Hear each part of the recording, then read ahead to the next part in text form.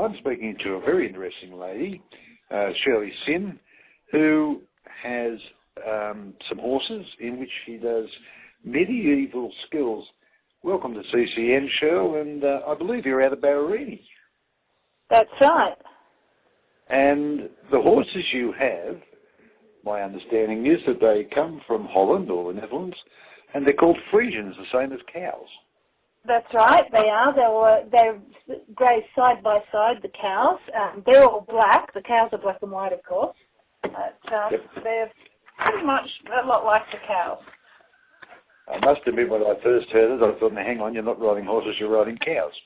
But obviously they're horses. And you were saying they sort of look a bit like the war horses. They're sort of a solid breed, and probably not all that tall in terms of horses.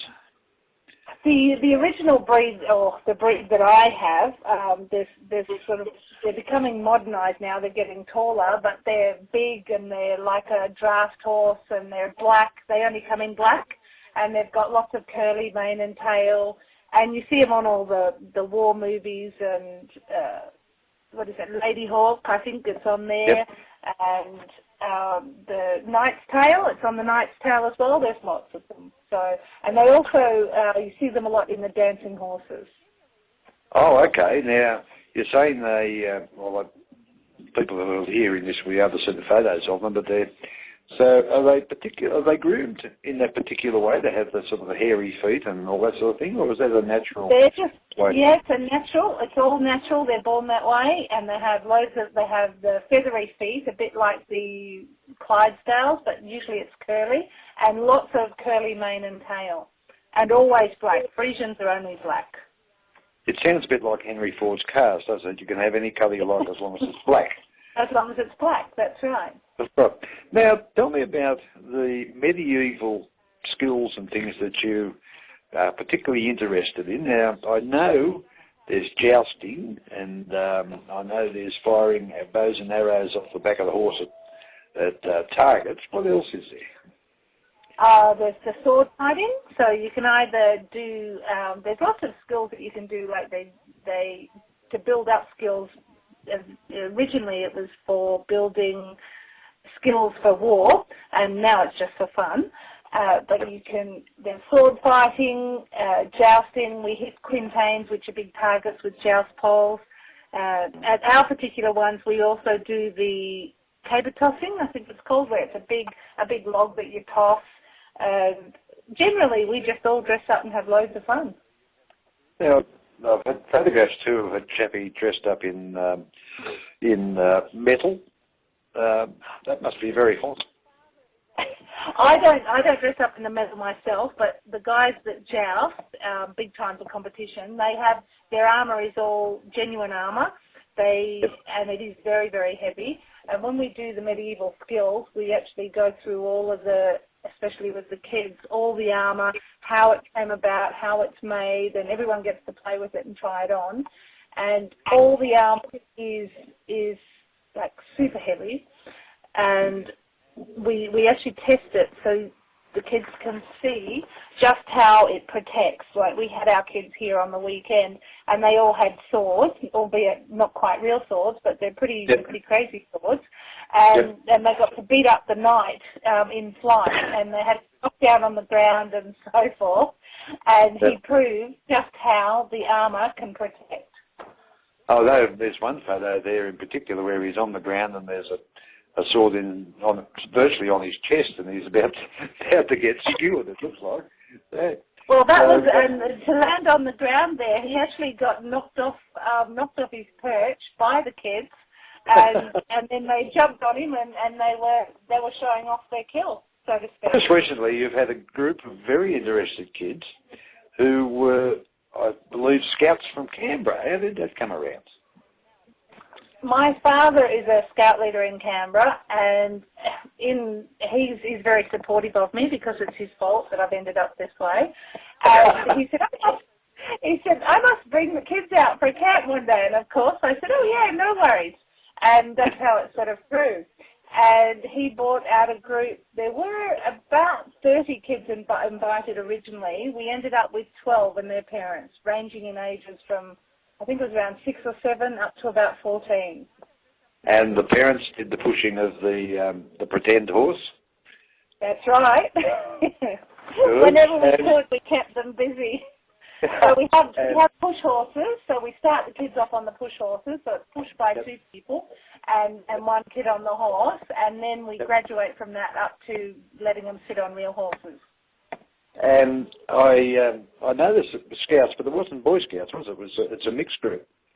No, well, this was all new to me too. And apparently Boy Scouts are no longer Boy Scouts, they're girls as well, and there was actually more girls than there was boys in this group that came. Who looked like they'd make the best knights? I suppose that's the big question, isn't it? Oh, there was a couple of the girls were really fighting for it. We actually had quite a few of them were pretty wild, and they could pack a punch with the sword. And then we have the joust, where it's a big stick that you poke your opponent with. So we had lots of pokey sticks, and they managed to knock a few targets as well as the poor knight down onto the ground. So and they had a wow of a time, no doubt. Oh, absolutely. We had the best time. Even the parents got into it in some of it as well. So we just had the best fun. It's all about having fun, dressing up, and it is historically correct as well. So they do teach a lot of the history behind it all, and the kids can ask any questions they like. They can try. So it was absolutely fabulous. And how often do you do this sort of thing? Have kids up, or is there something else? Is it sort of a group where you go together and do jousting and so on, or is it? Okay, well, it's a fast-growing sport in Australia. It's actually going viral now. Archery, especially, just some people are just specialising in one area, which is the horseback archery, or you combine it. Nowadays, you've got locally Ironfest at Lithgow and various other places. Full tilt jousting are from Yetholm, which is just near Bathurst, I believe, and they have been out here. Yep. They've been out here to do demos 2 or 3 years running out with the Cara Horse Expo that used to be here many years ago. Yep. And I came out there with them. I'd actually got tied up with them just before that, and that's how it came about. But these guys, they go and do ag shows, demos, they do school shows, they do corporate bonding events, all sorts of things like that. We're hoping now to start a group in the area doing all the medieval skills on a regular basis, whether it be just for fun or competition. But there are national competitions and international competitions. It's huge now. Now, if someone listening to this would like to sort of find out more, are they able to give you a ring and maybe check out the horses or make arrangements to go and see what's going on? They can do that, and there's also websites, I think it's jousting.com.au is one of them, and they can call me, they can pop out here and have a look at the horses and get all the information. I'm only a beginner myself doing it, and I love the whole dress up, and I guess I'd be classified as one of their groupies or their squires that go around and help. But I also do the archery. Yep. There's always something for everybody, kids, adults, riders, non-riders. I mean, that's a phenomenal skill, being able to sit on the back of the horse, fire a bow and arrow and actually hit a target that you meant to hit. I can actually hit a target better on horseback than I can on the ground, which is really scary. So. It must be that rocky motion. It must be something to do with it. I think it's because we look really cool all dressed up in our medieval outfits as well when we do it. So we all look really good. As people would have known as they were watching this, the costumes are quite outlandish too, aren't they? Some of them can be, and these days it's not just the medieval, because the horseback archery and the warfare is all like right across all cultures. So some people follow Tibetan, Mongolian, Polish.